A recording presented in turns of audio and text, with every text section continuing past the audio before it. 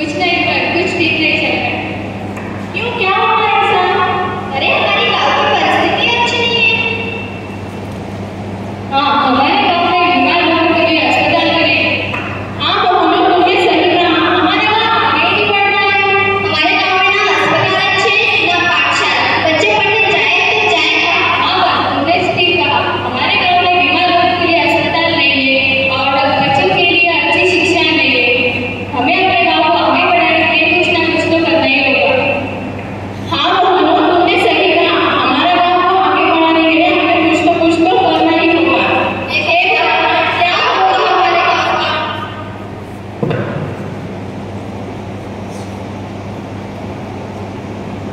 तो जैसे कि आपने देखा, इस गांव की परिस्थिति बहुत ही विपरीत थी। बच्चों के लिए पढ़ने के लिए शिक्षण व्यवस्था भी नहीं थी और तो और मरीजों के लिए अस्पताल भी नहीं थे। पर क्या लोग इस परिस्थिति में भी इस गांव में रह पाएंगे? चलिए देखते हैं आगे की कहानी।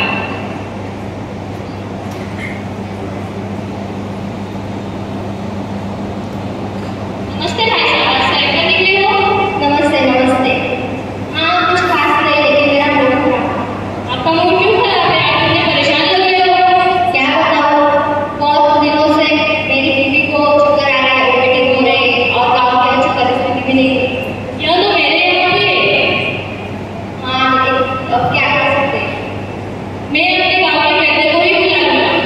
मैं तो बाहर से शहर का डॉक्टर ही बुला लूंगा। आपको जैसा ठीक लगे आप वैसा करो, लेकिन मैं यहाँ से वैद्य को ही बुला लूंगा। मेरे पास पैसे तो है ही कि बाहर से डॉक्टर बुला लूंगा। जैसा आपको ठीक लगे। चलिए चलिए। तो यह था अंकुर और प्रशांत के बीच का संवाद, जिसमें वो दोनों ने अपनी परिस्थितियों के बारे में चर्चा की है। एक ने तो अपने बड़े खासे डॉक्टर को बुलाया है, क्योंकि दोनों की बीवी एक साथ बीमार पड़ रही है।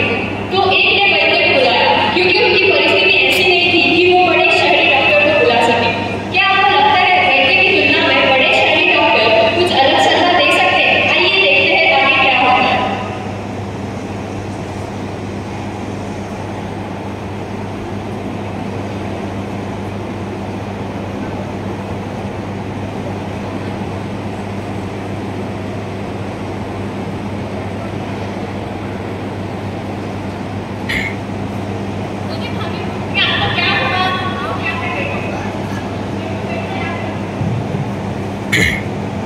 क्या होगा हमारे हालत खराब है?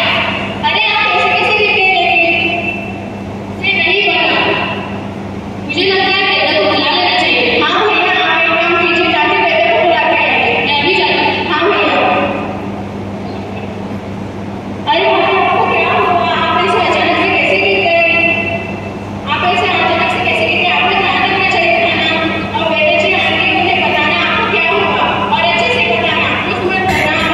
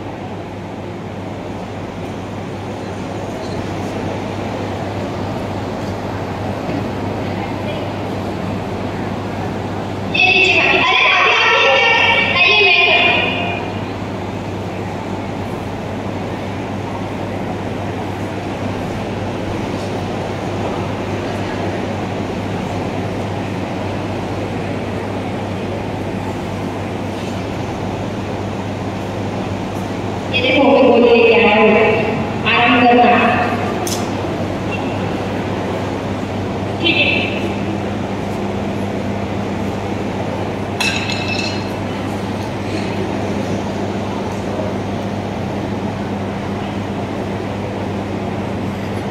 हेलो जिज्ञासा। हेलो बोलो। क्या कर रही हो? नहीं सिर्फ ऐसी बैठी थी। तुम कैसी हो? मैं अच्छी हूँ, तुम बताओ। मैं भी अच्छी हूँ। तुम्हें पता है मुझे तुमसे कुछ बात करनी थी। हाँ हाँ, मुझे भी। तुम बताओ। नहीं तुम बताओ पहले। कुछ नहीं, हमारे घर में मेहमान आए। ऐसी बात है, यह तो बहुत अच्छी बात है। हमारे घर में भी वैसी कुछ ही हाल है। अच्छा अच्छा, मिलेंगे जल्दी। ठीक है फिर मिलेंगे हम बाद में। ठीक है, चलते।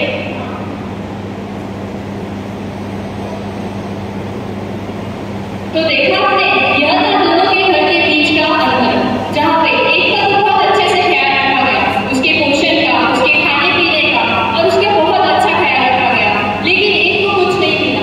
ऊपर से उससे सारा काम करवाया गया और उसका कुछ ख्याल नहीं रखा गया। क्या आपको लगता है उनके पोषण के कारण उनके बच्चों में कुछ बदलाव आएगा? पर ये सारा बहुत समय तक चल रहा था और इसके साथ दोनों के 9 महीने भी पूरे हो गए। अब देखते हैं क्या उनके पोषण के कारण उनके बच्चों में कुछ अंतर आएगा, क्या उनके बच्चों का पोषण भी अच्छे से नहीं हो पाएगा। आगे देखते हैं।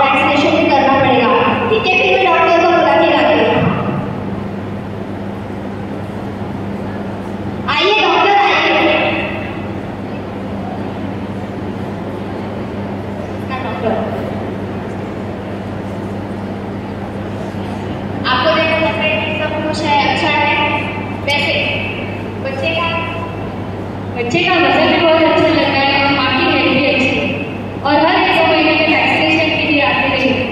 हाँ, वो तो जरूरी है। आपने जो भी चीजें मैंने जो भी बताई थी वो सब आपने फॉलो की है, सब अच्छा है, सब ठीक है। हमारा एक करिकुलम है पोषण पखवाड़ा, जिसमें 1000 दिनों का डाइट बताया जाता है। पहले महीने के पहले दिन से लेकर जब तक बच्चा नहीं हो जाता तब तक का एक डाइट होता है जो आपको बताया जाता है, जिसमें अच्छा खाना, अच्छा पोषण सब उसमें सीमित होता है। बाकी आपको इसका उद्देश्य भी यही है कि जो जैसे बौनेपन का रोकना होता है या फिर बच्चों में पोषण आता है, उसको आपको रोकना होगा। युवाओं में खून की कमी और लड़कियों में महिलाओं में एनीमिया की जो रोग है उसको भी रोकना पड़ता है। बर्थ रेट को भी कम से ज़्यादा कम करना पड़ेगा। यही पोषण पखवाड़ा का उद्देश्य है। जी डॉक्टर, आपका बहुत बहुत धन्यवाद। जी डॉक्टर। अरे देखो ना भैया, हमारा बच्चा कितना अच्छा खेल रहा है। हाँ, बहुत